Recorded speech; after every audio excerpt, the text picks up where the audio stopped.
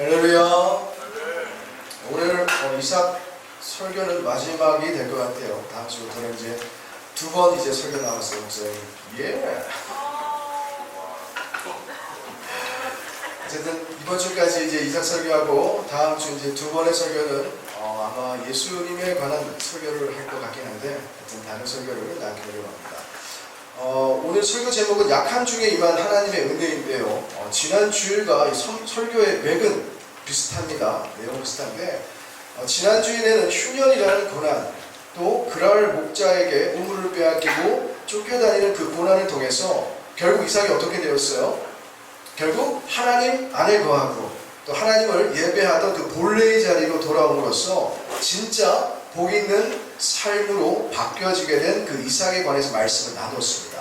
그러므로 여러분 모두는 살아가는 동안에 나의 야망, 내 마음속에 있는 나의 비전, 나의 계획을 통해서 이 세상의 것이 채워짐으로 만족과 행복을 누리는 것을 우리가 목적 삼아서는 안 된다는 것을 제가 이야기를 드렸어요. 그죠?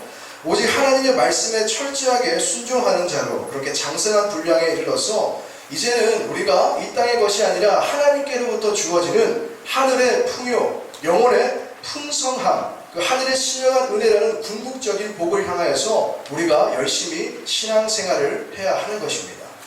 이러한 배경 가운데 오늘은 어차피 복을 주시기로 약속을 하셨어요. 그죠? 이삭은 아브라함, 자기의 아버지 때로부터 복을 받기로 이미 작정이 되어 있었던 사람입니다. 이 이삭이. 그런데 마침내 복 있는 삶이 되게 하신 그 이삭에게 왜 흉년이라는 여러 가지 시험들을 만나게 하셔서 그를 고통스럽게 만드셨는지, 왜 그러한 일들을 통해서 굳이 안 보아도 되었을 그 이삭의 중심, 또 그 이삭의 내면에 감추어져 있던 그 나약함, 그 무력함들을 기어이 끄집어 내셔가지고 왜 그렇게 그의 영적인 민낯을 우리를 통해서 보게 하셨는지를 우리가 좀 살펴보려고 합니다. 결론적으로는요, 하나님께서 여러분들의 삶에 허락하시는 모든 인생의 흉년과 또 그 흉년을 통해 마주하게 되는 나의 약함, 우리가 날마다 성공할 수는 없잖아요. 그죠? 또 나의 실패, 그것이 신앙의 모습이든지 아니면 다른 사람들과의 관계적 모습이든지 아니면 사회적 모습이든지 그 모든 것들을 통해서 여러분들이 온전한 복을 받은 자로서 하나님께 올바르게 서게 되어지는 필요한 과정이다라는 것을 잊지 않아야 된다는 거죠. 이제 한 가지 질문을 하려고 해요. 자, 여러분들은 구원이 최종 목적인가요? 한번 잘 생각해봐요. 두 번째, 어떤 목적을 향한 과정에 이르기 위해서 구원이 필요한가요? 여러분들이 이 둘 중에 뭔 것 같아요? 여러분들의 삶에 있어서 구원이 여러분들의 삶의 최종 목적지인가, 아니면 어떠한 과정에 내가 도달하기 위해서, 도착하기 위해서 이 구원이 한 과정으로서 필요한 것인가? 여러분 뭔 것 같아요? 이걸 여러분들 한번 마음에 담아두고 생각하면서 오늘 설교를 잘 들어보기를 바랍니다. 자, 이사야 43장 7절 말씀과 에스겔 36장 22절을 제가 말씀드릴 텐데 잘 들어보세요. 내 이름으로 불려지는 모든 자, 곧 내가 내 영광을 위하여 창조한 자를 오게 하라. 그를 내가 지었고 그를 내가 만들었느니라. 자, 그리고 에스겔 36장 22절인데요. 그러므로 너는 이스라엘 족속에게 이르기를 주 여호와께서 이같이 말씀하시기를 이스라엘 족속아, 내가 이렇게 행함은 너희를 위함이 아니요 너희가 들어간 그 여러 나라에서 더럽힌 나의 거룩한 이름을 위함이라. 자, 이렇게 목사님이 봉독한 이 두 하나님의 말씀을 통해서 우리가 무엇을 발견할 수 있어요? 물론 하나님께서 세상을 이처럼 사랑하사 독생자 예수 그리스도를 이 땅에 보내주셔서 우리를 구원하기는 했지만, 자, 보다 궁극적으로는요, 우리를 위해서 우리를 구원하신 것이 아니라 허물과 죄로 인하여서 죽었던 그 타락한 우리가 하나님의 이름을 더럽혔대요. 그렇게 더럽힌 하나님 당신의 이름을 위해서 우리를 뭐했다? 구원했다는 거예요. 이해가 돼요? 이와 같이 여러분들의 삶의 최종 목적지는요, 구원이 아니라는 거예요. 우리의 삶의 최종 목적지는 뭐예요? 하나님께 영광을 돌리는 삶이에요. 잘 생각하세요. 자, 하나님의 이름을 위해 살아가는 것이 여러분 한 사람 한 사람을 두고 계획하신 하나님의 마음이라는 거예요.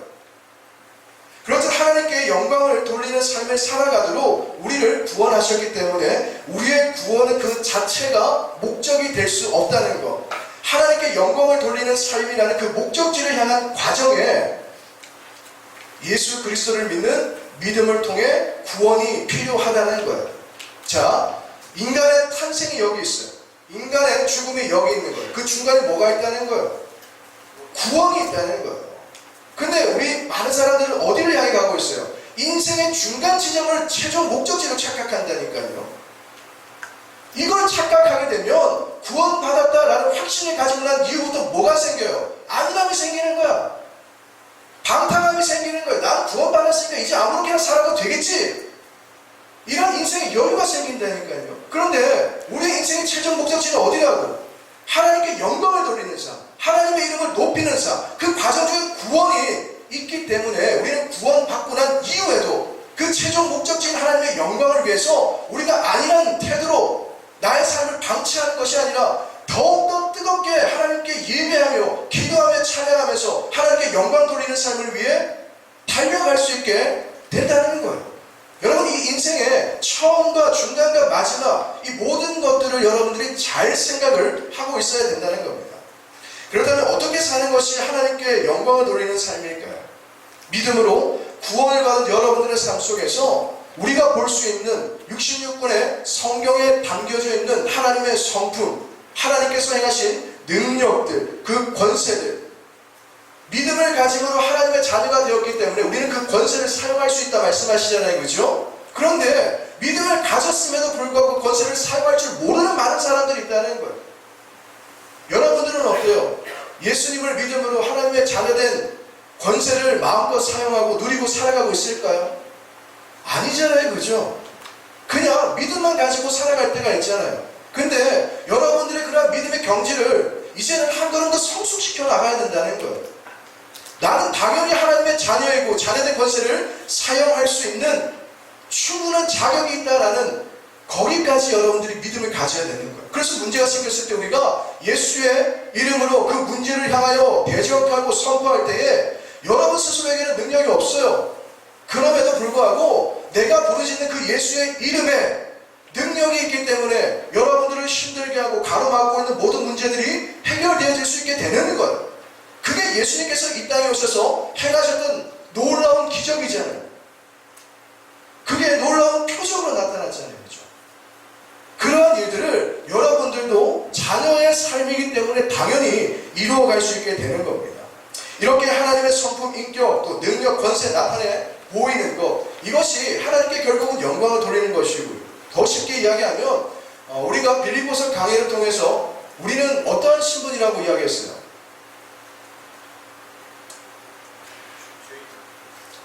우리는 어떤 신분이야? 그죠? 하늘 시민이다. 그죠? 기억은 나지? 네. 그래요. 우리가 하늘 시민으로서 이 땅에 살아갈 때 그것을 하나님의 영광을 위해 산다, 하나님께 영광을 돌리는 삶이다 라고 여러분들이 쉽게 이해를 하면 되겠습니다. 그래서 결국은 하늘 시민으로 산다는 것은 예수님과 같이 나의 십자가를 지는 거예요. 예수님께서 이 땅에 낮은 자로 오셔서 많은 사람들을 섬겨주셨듯이 여러분들도 그냥 마냥 높은 사람이 되기 위한 삶을 살아가는 것이 아니라 그 높아진 삶을 통하여서 낮아진 자들을 섬기고 그들의 삶을 이해하고 관용을 베풀고 사랑을 베풀고 더욱더 낮아짐의 삶을 여러분들이 추구하고 지향해 가는 것이 결국은 이 땅에서도 하늘 시민, 천국을 살아가는 삶이다라고 이야기를 드렸습니다. 그렇죠? 그리고 그러한 삶을 통하여 우리는 이 땅에서 누릴 수가 없는 그냥 한시적이고 유한하고 금세 사라져버릴 것과 같은 그러한 세상이 주는 기쁨이 아니라 영원히 마르지 않는 물된 동산과 같이 하나님께로부터 더 주어지는 그 영원한 기쁨을 소유한 사람으로 살아가게 된다는 것이죠. 그러므로 여러분들의 신앙생활의 목적지는 이 땅에서 내가 어떻게 살아가야 하는지에 대한 올바른 목적을 발견하는 것이고요. 그 목적에 맞는 삶을 통해서 결국 우리 자신의 영광을 위해 사는 것이 아니라 하나님의 영광을 위해 살아가는 구원받은 하나님의 자녀로 사는 것입니다. 그래서 사도신경과 더불어서 가장 신뢰받는 신앙 고백서인 웨스트민스터 소리 문답이 있어요. 여기 1문에 보면 사람의 죄인의 목적이 뭐냐? 자, 1답이 뭐라고 되어 있어요? 우리 함께 크게 읽어봅시다. 시작. 하나님을 영화롭게 하는 것과 영원토록 그를 즐거워하는 것이다. 자, 우리 더 큰 목소리로 한 번 더 해보십시다. 준비 시작. 하나님을 영화롭게 하는 것과 영원토록 그를 즐거워하는 것이다. 이게 뭐라고요? 여러분들의 삶의 목적이라는 거예요. 이게 몇 번째예요? 1번. 이게 여러분들의 삶의 첫 번째 목적이 되어야 된다는 거죠. 문제는요, 아담으로부터 시작된 그 타락한 모든 인간은 하나님의 영광이 아니라 자신의 영광을 위해 살아가게 되어 있다는 점이에요. 이것은 각 개인에게 주어진 그 성격과는 무관한 겁니다. 그래서 로마서 3장 23절을 보면 모든 사람이 뭘 범했기 때문에? 죄를 범했기 때문에 그 죄 때문에 하나님의 영광에 이르지 못했다라고 이야기하고 있는 거예요. 근데 더 정확하게는요, 요한복음 12장 43절을 보면 이렇게 죄가 있는 죄인들은 하나님의 영광보다 무엇을 더 사랑한다? 나의 영광을 더 사랑한다. 이게 거부할 수 없는 인간의 본성이라는 거예요. 여러분들이 계획하지 않아도 이게 여러분들의 마음과 생각 속에 첫 번째라는 거예요. 하나님의 영광보다 나의 영광을 더 사랑한다. 그래서 그 영광을 쫓아 살아가게 된다는 거예요. 이것이 죄로 타락한 인간의 실체이고 인간의 본성입니다. 그래서 여러분들의 신앙생활 가운데 가장 먼저 깨워져야 할 부분이 뭔가? 이 세상의 그 어떤 것도 나의 영광이 되어질 수 없다. 나는 그 어떤 것으로도 영광을 받을 만한 존재가 아니다. 이 사실을 여러분들이 깨달아야 돼요. 이것을 깨닫기 위한 과정이 필요한 것이 뭘까요? 이걸 깨닫기 위해 여러분들에게 반드시 필요한 과정이 뭘까요? 그게 흉년이라는 고난이에요. 그랄 목자에게 쫓겨다니는 고난이라는 거예요. 그런 여러 가지 시험들을 통하여서 여러 가지 경험되어지는 고난과 아픔과 슬픔들, 실패들, 좌절, 그런 것들을 통하여서 결국 여러분들이 훈련되어질 수 있게 되는 거예요. 어떤 삶으로? 하나님께만 영광을 돌리는 그 첫 번째 삶의 목적을 향한 내 인생의 모습으로 달려가도록 만들어준다는 거예요. 이러한 것들이. 이삭이 흉년을 맞아서요, 애국으로 내려가면서 무엇을 생각했을까요? 지금까지 그는 부자였잖아요. 그렇죠? 많은 것을 누리며 살아왔는데 흉년이 왔을 때 그가 가진 모든 것들이 다 상실되어지고 사라진 것을 볼 때에, 야, 이 흉년 때문에 언제든지 이 세상의 것들은 사라질 수 있구나. 그래서 언제고 사라지는 세상의 것을 의지하며 사는 것은 어리석은 일이구나 라는 것을 아마 생각했을 거예요. 그리고는 세상의 것에 대한 부족함을 느꼈을 때에 내가 너에게 복 줄 거야, 내가 너에게 큰 민족을 이룰 수 있게 해줄 거야 라고 말씀하셨던 그 하나님의 약속을 냉큼 버리고 애굽으로 향하던 그 믿음 없는 자신의 모습을 보면서 내가 진짜 하나님께 약속을 받은 언약의 후손이 맞을까? 이 정도 믿음밖에 없는데 내가 어떻게 언약의 후손일까? 이런 자괴감이 들지 않았을까요? 그것뿐만이 아니죠, 그죠? 블레셋 왕 아비멜렉 앞에서 살아가던 아내 리브가를 너무도 쉽게 팔아먹을 그런 준비가 되어 있는 자신의 약함을 발견하면서 인생의 고난 속에서 내가 정말 하나님만을 신뢰하고 하나님만을 의지하며 살아가고 있을까? 스스로가 얼마나 괴로웠겠습니까? 또한 부자가 되고 엄청난 재산을 가지게 되었으면서도 이후에 그랄 목자들에게 이리저리 쫓겨다니면서 자기가 열심히 파놓은 그런 우물들을 다 빼앗기는 그런 고난의 과정을 겪으면서 나의 구원, 나의 힘과 방패는 내가 이 세상에서 얻을 수 있는 힘이나 아니면 권력이나 재물이 아니라 나를 지키시는 하나님이시구나. 그걸 그가 실제로 체험하고 느끼지 않았을까요? 이와 같이 이삭의 인생 속에서 경험되어졌던 여러 가지 약함들이 결국 이삭으로 하여금 브엘세바로 돌아와서 하나님을 예배하는 자로 다시금 세워지는 새로운 출발점이 되었다는 겁니다. 자신의 약함을 철저하게 깨달았을 때에 눈에 보이는 세상이 아니라 눈에 보이지는 않지만 나와 항상 함께 하시고 나를 인도해 가시고 나를 지켜주시는 그러한 하나님을 절대 의지하고 그의 눈을 들어 바라볼 수 있는 인생으로 살아가도록 만들어 주었다는 것이죠. 그러므로 여러분들이 경험하는 나의 약함, 나의 실패는요, 그냥 마냥 부정적인 것이 아니라는 거예요. 그 약함과 실패는 그 어떤 때보다 하나님의 은혜를 확실하게 체험할 수 있는 시간입니다. 여러분들이 약함과 실패를 경험함으로써 세상으로 향하던 그 시선들이 이제 어디로 바뀌어지게 되는 거예요? 하나님께로 돌아가는 거예요. 세상을 의지하던 여러분들의 마음이 어디를 향하게 되는 거예요? 하나님께로 돌이켜지게 된다는 거예요. 그 은혜 받음의 수단이 뭐냐? 나의 약함, 나의 실패가 될 수 있다는 것이죠. 바울이 기록한 많은 성경 가운데요, 고린도 전후서가 있습니다. 이 성경을 우리가 보게 되면 가장 자주 언급이 되는 단어가 뭐냐면 자랑하다예요. 자랑하다. 특히 고린도후서 11장과 12장에는요 자랑하다에 해당하는 헬라어 카오케소마이라는 이 단어가 무려 15번이나 기록이 되어 있는데요, 왜 이렇듯 자랑하다라는 단어가 자주 사용되었냐 하면 그 당시에 로마의 문화가 자랑의 문화였기 때문입니다. 사람들은요 자신의 업적이나 장점 또 훌륭한 그 경력 등이 기록된 자기 이력서를 항상 몸에 소지하고 다녔대요. 그리고 돈이 좀 있는 사람들은 자신의 업적을 대리석에 새겨서 다른 사람들이 잘 볼 수 있도록 만들었다고 합니다. 그런데요, 이런 로마의 문화가 어디로까지 유입이 됐을까요? 이런 자랑의 문화가 어디로까지 유입이 됐을까요? 교회로까지 유입이 된 거예요. 그래서 성도라고 불리는 사람들마저도 이 세상의 힘으로 자기를 자랑해야 된다, 이런 강박관념에 사로잡혀 있었습니다. 실제로도 신앙을 그러한 세상의 힘을 얻어내기 위한 하나의 도구로 여겼다는 것이죠. 바울은 그렇듯 세상의 것으로 자랑 삼고 살아가던 그 고린도 교회 성도들에게 역설적이게도 자기의 자랑, 삼을 만한 것들, 자기의 스펙을 드러내어 자랑했던 것이 아니라 오히려 자기의 약함을 언급하면서 그 약함이 나의 삶의 자랑인데 너희들도 나와 같이 너희들의 약함을 자랑하는 삶으로 바뀌어져야 돼. 약함을 자랑하는 나를 본받아라 라고까지 이야기를 하고 있습니다. 고린도서 12장 1절에서 10절을 보면요, 무익하나마 내가 부득불 자랑한다 라는 그 말로 시작하여서 바울 자신이 셋째 하늘 곧 천국에 갔다 온 그 환상을 자랑하는 것을 볼 수가 있어요.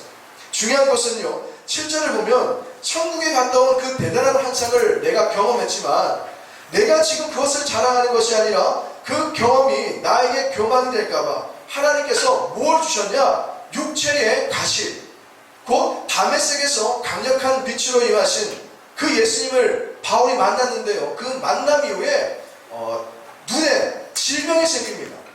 눈에 질병이 돼서 안질이라고도 하고, 또 어떤 사람들은 간질이라는 질병 알죠? 그렇죠? 이 간질이라는 질병을 얻게 되었는데 그와 같은 사탄의 가시를 주셨고, 바울이 하나님께 그러한 사탄의 가시, 육체의 가시를 고쳐달라고 계속해서 기도를 했지만 하나님께서는 고쳐주시지 않았다라고 이야기를 한다는 것이죠. 뭔가 이해가 되지 않고 횡설수설하는 것처럼 들리지 않느냐, 그거죠. 근데 우리가 예수님을 믿으면 잘 되어야 된다는 이런 공식이 있잖아요. 그렇죠?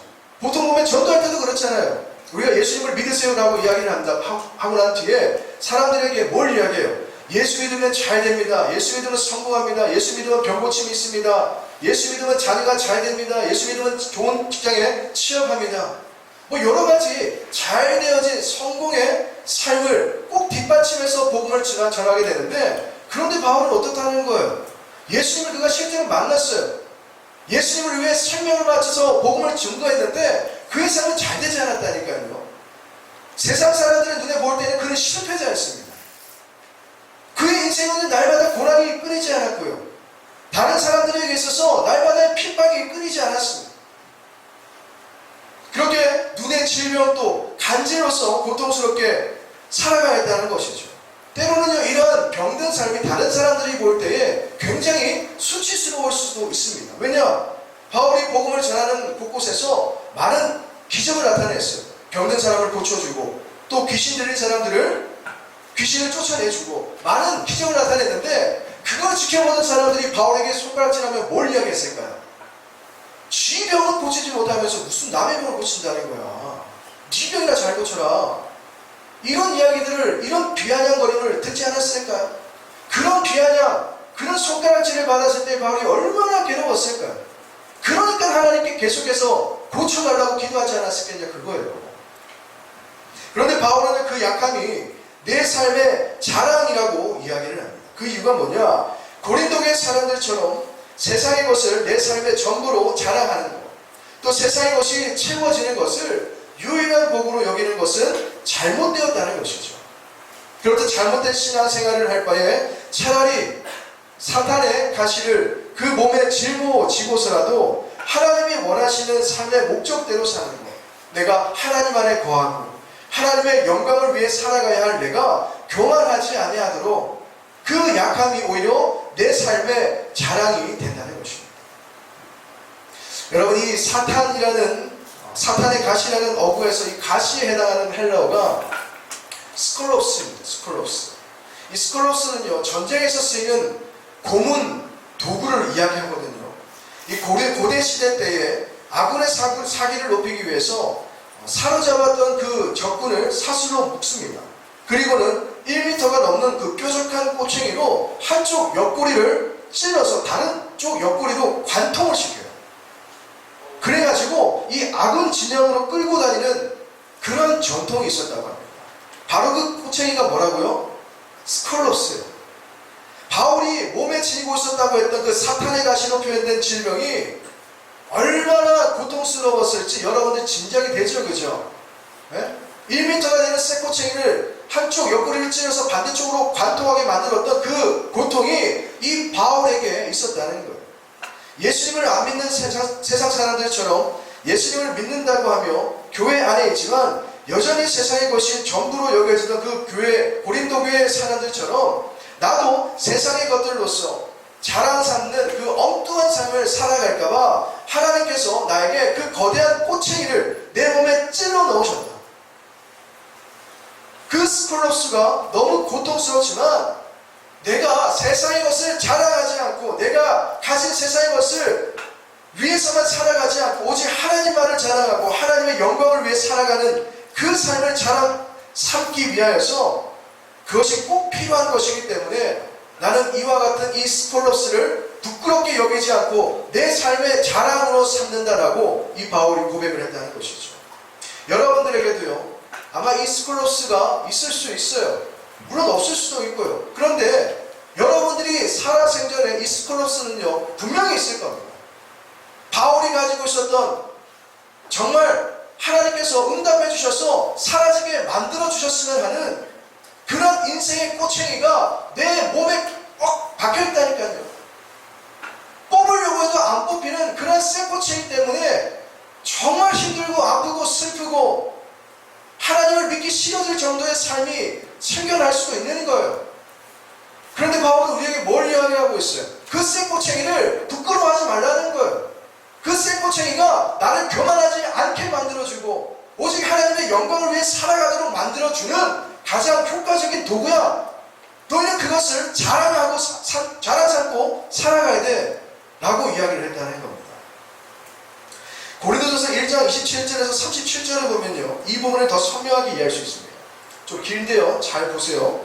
그러나 하나님께서 세상의 미련한 것들을 택하사 지혜 있는 자들을 부끄럽게 하려 하시고 세상의 약한 것들을 택하사 강한 것들을 부끄럽게 하려 하시며 하나님께서 세상의 천한 것들과 멸시받는 것들과 없는 것들을 택하사 있는 것들을 폐하려 하시나니 이는 아무 육체도 하나님 앞에서 자랑하지 못하게 하려 하심이라. 너희는 하나님으로부터 나서 그리스도 예수 안에 있고 예수는 하나님으로부터 나와서 우리에게 지혜와 의로움과 거룩함과 구원함이 되셨으니 기록된 바 자랑하는 자는 주 안에서 자랑하라 함과 같게 하려 함이라.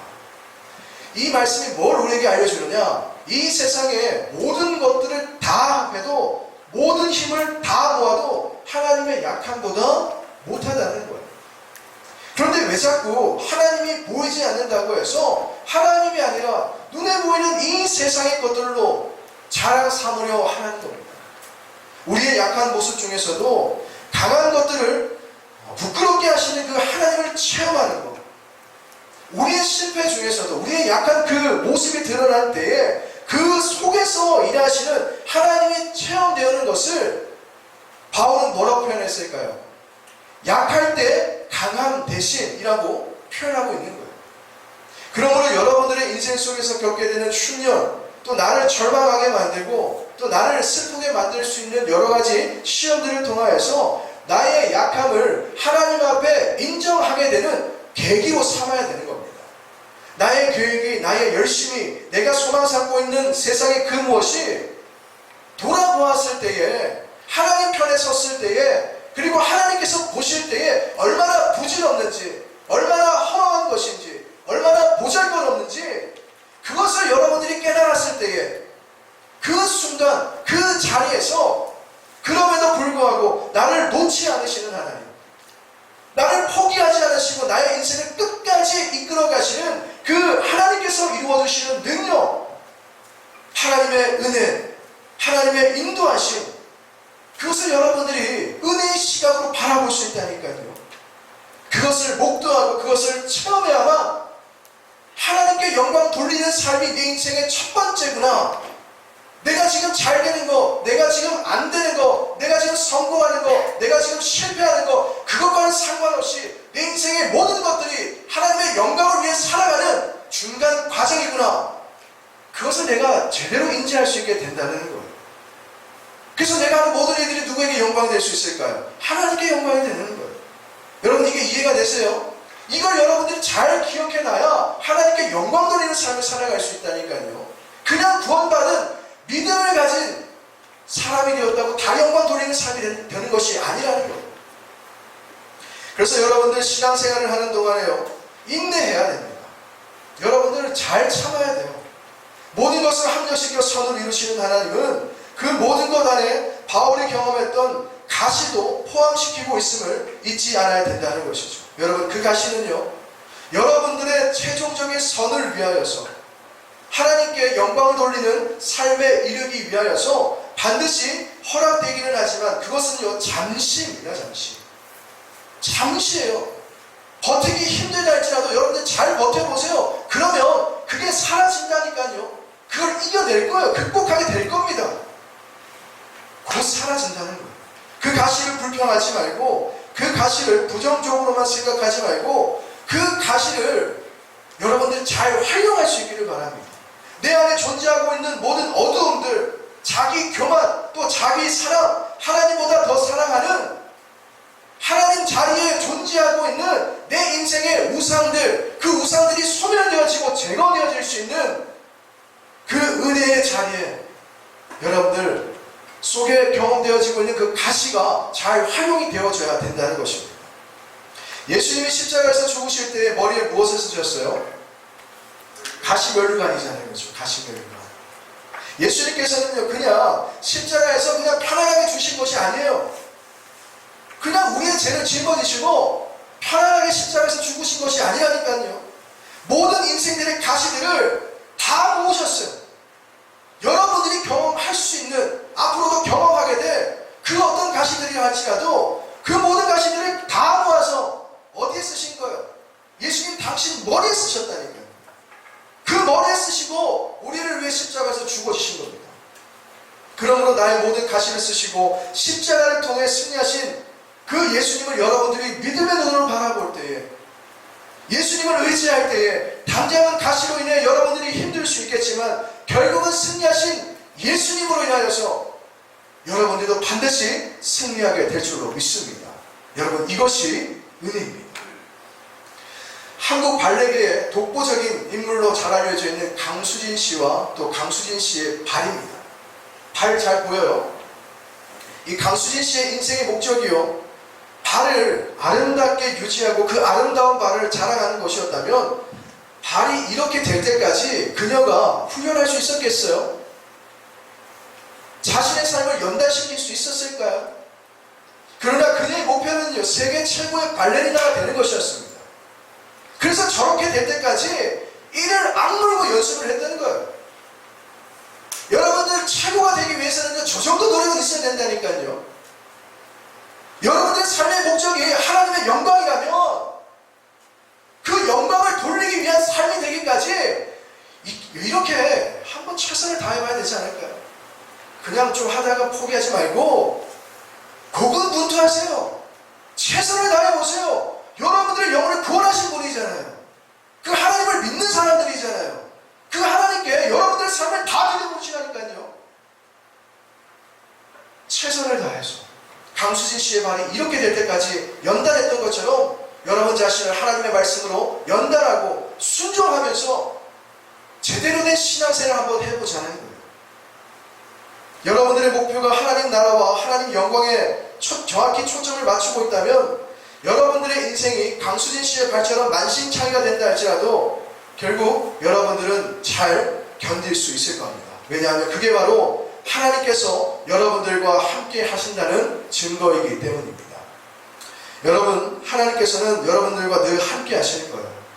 이 하나님의 은혜를 날마다 기억하시고 그 은혜를 소망 삼고 희망 삼고 용기 삼고 살아갈 수 있기를 바랍니다. 약함 중에 하나님의 은혜를 경험했던 이삭과 같이 나의 약함을 통해 하나님의 은혜를 경험하여 결국은 인생의 모든 인생의 목적인 하나님의 영광을 돌리는 삶, 그 삶이 여러분들에게 이루어지기를 예수님의 이름으로 간절히 축원합니다. 기도드리겠습니다. 하나님 아버지, 우리를 구원하신 이유는 하나님의 영광을 위해서입니다. 모든 인생의 최종 목적지인 하나님께 영광을 돌리는 삶에 이르기 위하여서 이삭과 같이 때로는 흉년을 만나기도 하고 그랄 목자에게 쫓겨다니는 인생의 여러 가지 시험들이 경험되어질 수는 있겠지만 그럼에도 포기하지 않고 내 삶에 경험되어지는 모든 가시들, 약함들을 하나님의 은혜를 받는 도구로, 시간으로 잘 활용하여서 결국은 하나님께 영광을 돌리는 삶을 살아내는 우리 모든 학생들이 되게 하여 주시옵소서. 하나님, 이 모든 삶의 과정들이 쉽지 않습니다. 견디기 힘들 때도 있습니다. 그럼에도 우리 모든 학생들 하나님을 바라보고 모든 마음을 하나님께 집중하여서 잘 견디게 하여 주시고 이 땅을 살아가는 동안에 온전한 하나님의 사람으로서 주님께 영광 돌릴 수 있는 복된 삶을 이루어갈 수 있게 하여 주시옵소서. 지금은 우리 구주 예수 그리스도의 은혜와 하나님 아버지의 극진하신 사랑하심과 보혜사 성령님의 감화 감동 내주교통 충만함의 역사가 약한 중에 임하시는 하나님의 은혜를 소망하며 어떠한 힘든 상황 속에서도 하나님께 영광 돌리며 살아가기를 소원하고 결단하는 사랑하는 모든 중고등부 학생들을 위해, 저들을 가르치고 양육하는 모든 교사들 위해, 우리 중고등부 사역 위에 함께 하시기를 간절히 축원하옵나이다. 아멘.